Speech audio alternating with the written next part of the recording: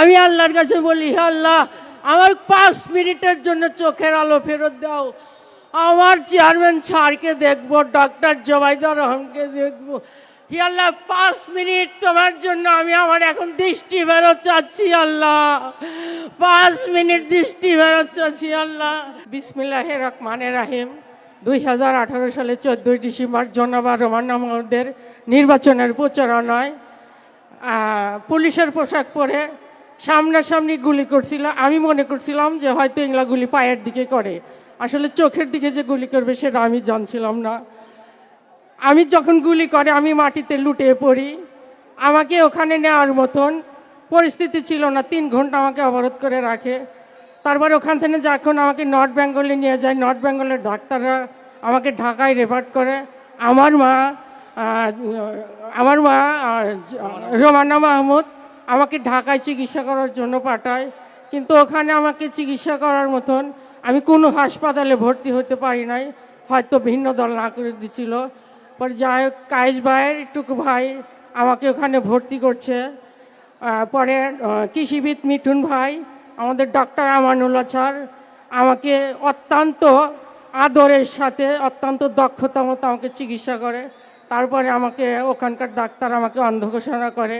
টুকু ভাই আমাকে, আমার বাবা টুকু সাহেব আমাকে চেন্নাই পাঠাইছিল।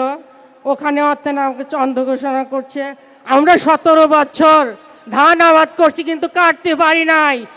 আমরা সামনে 12 তারিখে প্রত্যেকটা ভোট ধান কেটে ঘরে নিয়ে আসব। আমাদের এই ভোট আমাদের চেয়ারম্যান স্যারের কাছে জমা দেব। ইনশাআল্লাহ রাষ্ট্রপ্রধান হবে। আমার প্রথম একটা দাবি, সিরাজগঞ্জ জেলার অনেক নেতারা বেকার আছে, রাষ্ট্রপ্রধান হয়ে এখানে আগে কাজ ধরবে, শিল্প এখানকার কাজ আগে ধরবে। বাচ্চু ভাই, শামীম ভাই, সিরাজগঞ্জ জেলার নেতারা 17 বছর যেভাবে নেতাদের বুকে আগলিয়ে রাখছে, আমাদের আগলিয়ে রাখছে। এজন্য সিরাজগঞ্জ মহিলা দলের পক্ষ থেকে জানাই ধন্যবাদ। আমার টুকু ভাইকে ধানের শীষে ভোট দিবেন, শুধু টুকু ভাইকে না, সারা বাংলাদেশে 300 আসনকে ধানের শীষে ভোট দিয়ে সব প্রার্থীকে বিজয় ঘোষণা করবেন। আমি আল্লাহর কাছে বলি, হে আল্লাহ, আমার 5 মিনিটের জন্য চোখের আলো ফেরত দাও।